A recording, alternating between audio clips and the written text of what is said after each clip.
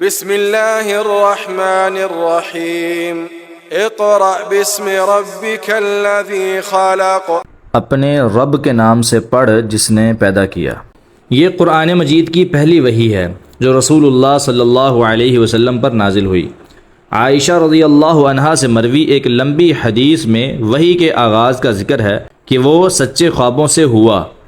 پھر آپ صلی اللہ علیہ وسلم غار حرا میں کئی راتیں خلوت اختیار کرنے لگے۔ وہیں آپ کے پاس فرشتہ آیا اور آپ سے کہا اقرأ، پڑھ۔ آپ نے کہا ما انا بقارئ، میں پڑھا ہوا نہیں ہوں۔ جبریل علیہ السلام نے آپ کو زور سے دبایا اور پھر وہی لفظ اقرأ کہا۔ آپ وہی جواب ما انا بقارئ دیتے رہے۔ تیسری دفعہ زور سے دبانے کے بعد فرشتے نے کہا اقرأ باسم ربک الذی خلق، خلق الانسان من علق، اقرأ وربک الاکرم الذی علم بالقلم، علم الانسان ما لم يعلم۔ سورۃ العلق۔ دیکھیے صحیح بخاری کتاب التفسیر، بابن، حدیث نمبر 4953، آیت نمبر 1۔ اقرأ باسم ربک الذی خلق۔ پہلی وحی میں پڑھنے کا حکم دینے سے پڑھنے کی اہمیت معلوم ہوتی ہے۔ نمبر 2، اللہ تعالیٰ نے پڑھنے کا حکم دیتے وقت اپنے رب ہونے اور پیدا کرنے کی نعمت کا ذکر فرمایا، کیونکہ سب سے پہلی اور بڑی نعمت پیدا کرنا ہے، باقی تمام نعمتیں اس کے بعد ہیں۔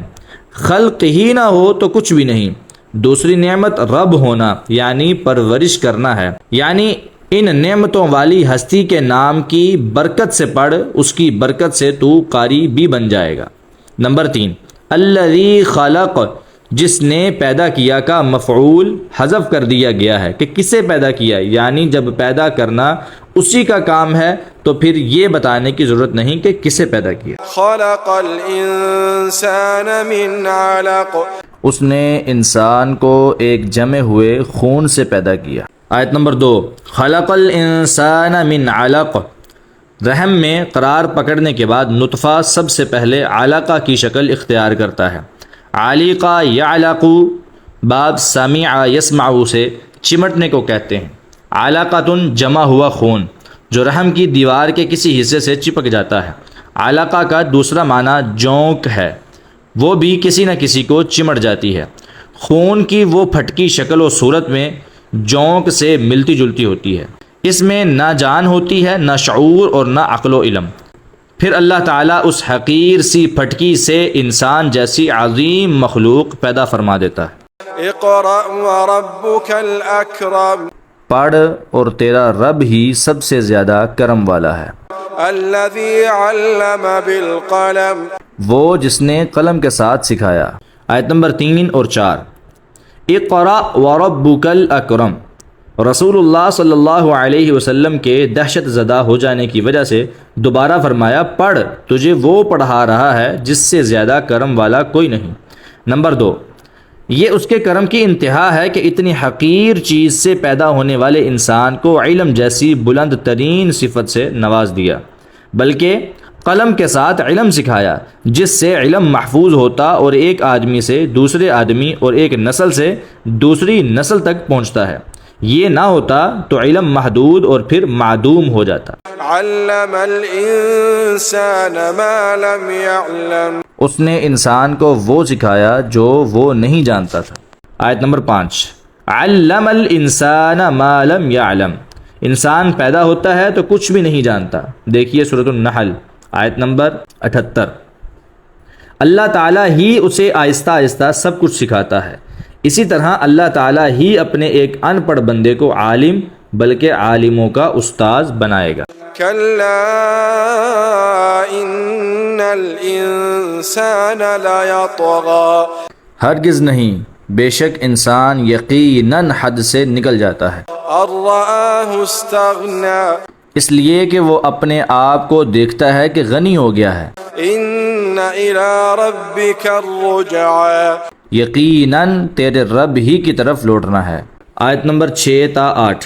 نمبر 1، کلا ان الانسان لیطغی۔ کلا کا معنی نمبر 1 ہرگز نہیں، نمبر 2 خبردار، اور نمبر 3 حق یہ ہے۔ ان معانی میں سے موقع کی مناسبت سے کوئی بھی ہو سکتا ہے۔ الرجع راجع یرجع باب ضرب یضرب سے بشرا کے وزن پر مصدر ہے۔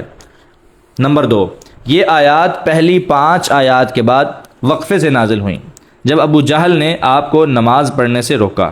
ابن عباس رضی اللہ عنہما فرماتے ہیں کہ رسول اللہ صلی اللہ علیہ وسلم نماز پڑھ رہے تھے کہ ابو جہل آیا اور کہنے لگا کیا میں نے تمہیں اس سے منع نہیں کیا؟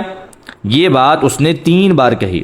نبی صلی اللہ علیہ وسلم نماز سے فارغ ہوئے تو اسے ڈانٹا۔ اس پر ابو جہل کہنے لگا تم جانتے ہو اس شہر میں مجلس کے ساتھی مجھ سے زیادہ کسی کے نہیں؟ تو اللہ تعالیٰ نے یہ آیات اتاری، فَلْيَدْعُ نَادِيَهُ سَنَدْعُ الزَّبَانِيَةَ، بس وہ اپنی مجلس کو بلا لے، ہم عن قریب جہنم کے فرشتوں کو بلا لیں گے۔ جامع ترمذی کتاب تفسیر القرآن باب ومن سورت اقرأ بسم ربک، حدیث نمبر 3349۔ ترمذی اور البانی رحمہم اللہ نے اسے صحیح کہا ہے۔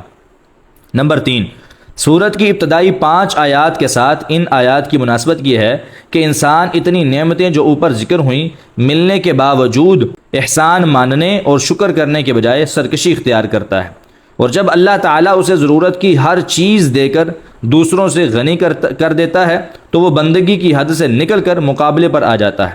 فرمایا بندے جتنی چاہے سرکشی کر لے، یقیناً تجھے اپنے رب کے پاس واپس آنا ہے۔ أرأيت الذي ينهى کیا تو نے اس شخص کو دیکھا جو منع کرتا ہے عبدا إذا صلى ایک آدمی کو جب وہ نماز پڑھتا ہے؟ أرأيت إن كان على الهدى کیا تو نے دیکھا اگر وہ ہدایت پر ہو، أو أمر بالتقوى یا اس نے پرہیزگاری کا حکم دیا ہو؟ أرأيت إن كذب وتولى کیا تو نے دیکھا اگر اس منع کرنے والے نے جھٹلایا اور منہ موڑا؟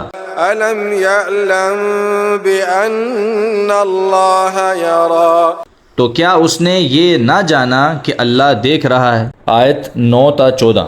ارأیت الذی ینہا، ان آیات میں ابو جہل کے رویے کی طرف توجہ دلائی گئی ہے۔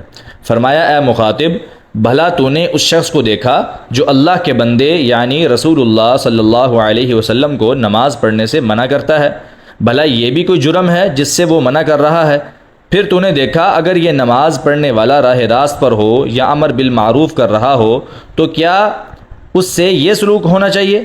تو پھر کیا تو نے دیکھا کہ اگر یہ منع کرنے والا جھٹلا رہا ہو اور منہ موڑ رہا ہو تو کیا اسے معلوم نہیں کہ اللہ تعالیٰ دیکھ رہا ہے؟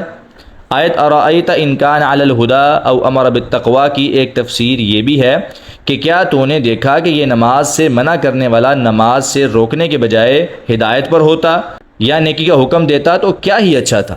كلا لئن لم ينته لنسفعا بالناصية ہرگز نہیں، یقیناً اگر وہ باز نہ آیا تو ہم ضرور اسے پیشانی کے بالوں کے ساتھ گھسیٹیں گے۔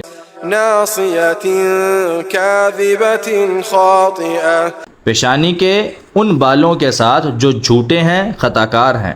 فليدع ناديه پس وہ اپنی مجلس کو بلا لے، سندع الزبانية ہم عن قریب جہنم کے فرشتوں کو بلا لیں گے۔ آیت نمبر 15 تا 18۔ کلا لئن لم ينتہی لنسفعا بالناصیہ، لم ینتہی وہ باز نہ آیا، انتہا ینتہی انتہاءً باب افتعال سے جہد معلوم ہے، ینتہی اصل میں ینتہی تھا، حرف جزم لم کی وجہ سے یا گر گئی۔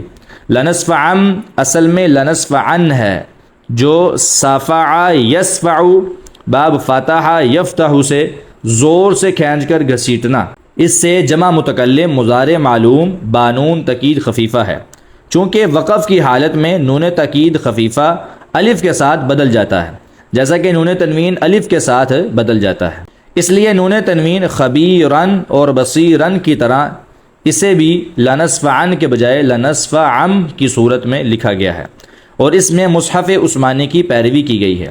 وَلَيَكُونًا مِّنَ الصَّاغِرِينَ بھی ایسے ہی ہے، تفصیل کے لیے دیکھیے سورہ یوسف کی آیت 32 کی تفسیر میں۔ الناصیۃ سر کے اگلے حصے کے بالوں کو ناصیہ کہا جاتا ہے۔ الزبانیہ زبنیۃ کی جمع ہے، عرب پولیس کے سپاہی کو زبنیۃ کہتے ہیں۔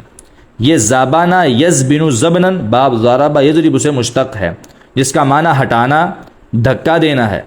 چونکہ افسر جس سے ناراض ہو سپاہی اسے دھکے مار کر نکال دیتے ہیں، اس لیے انہیں زبانیہ کہا جاتا ہے۔ یہاں جہنم کے فرشتے مراد ہیں کہ اگر یہ باز نہ آیا تو وہ اسے دھکے دے کر نکال دیں گے، بلکہ اسے ٹکڑے ٹکڑے کر دیں گے۔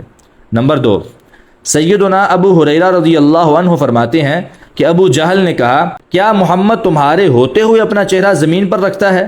کہا گیا ہاں۔ ابو جہل نے کہا، لات اور عزیٰ کی قسم، اگر میں نے اسے ایسا کرتے ہوئے دیکھ لیا تو اس کی گردن روند ڈالوں گا یا اس کے چہرے کو مٹی سے لت پت کر دوں گا۔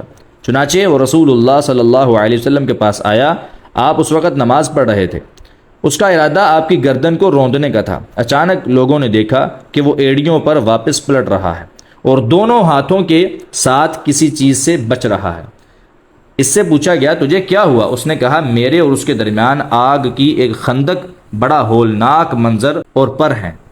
تو رسول اللہ صلی اللہ علیہ وسلم نے فرمایا، لو دنا منی لاختطفته الملائکۃ عضوا عضوا۔ صحیح مسلم کتاب صفات المنافقین باب قولہ ان الانسان لیطغی، حدیث نمبر 2797۔ اگر وہ میرے قریب آتا تو فرشتے اسے ایک ایک عضو کر کے اچک لیتے۔ كلا لا تطعه واسجد واقترب۔ ہرگز نہیں، اس کا کہنا مت مان اور سجدہ کر اور بہت قریب ہو جا۔ آیت نمبر 19، کلا لا تطعه واسجد واقترب۔ فرمایا وہ آپ کو نماز سے روکتا ہے تو آپ اس کا کہنا ہرگز نہ مانیں، بلکہ آپ نماز پڑھتے، سجدہ کرتے اور اللہ تعالیٰ کا قرب حاصل کرتے رہیں۔ رسول اللہ صلی اللہ علیہ وسلم نے فرمایا، اقرب ما یکون العبد من ربہ وہو ساجد فاکثر الدعاء۔ صحیح مسلم کتاب الصلاۃ باب ما یقال فی الرکوع والسجود، حدیث نمبر 482۔ بندہ اللہ کے سب سے زیادہ قریب اس وقت ہوتا ہے جب وہ سجدے میں ہو، تو تم سجدے میں دعا زیادہ کیا کرو۔ صحیح مسلم ہی میں سیدنا ابو ہریرہ رضی اللہ عنہ سے روایت ہے کہ رسول اللہ صلی اللہ علیہ وسلم اس آیت پر سجدہ کرتے تھے۔ دیکھیے صحیح مسلم کتاب المساجد باب سجود تلاوہ، حدیث نمبر 108 اور 578۔ نمبر 2، اگرچہ ان آیات کا اولین مصداق ابو جہل ہے، مگر الفاظ عام ہونے کی وجہ سے ہر وہ شخص ان کا مصداق ہے جس میں یہ صفات پائی جائیں، خواہ کوئی ہو اور کسی زمانے کا ہو، اور ہر مومن کو حکم ہے کہ ایسے سرکش آدمی کا کہنا نہ مانے اور اللہ کے سامنے سجدہ کرتا رہے اور اس کا قرب تلاش کرتا رہے۔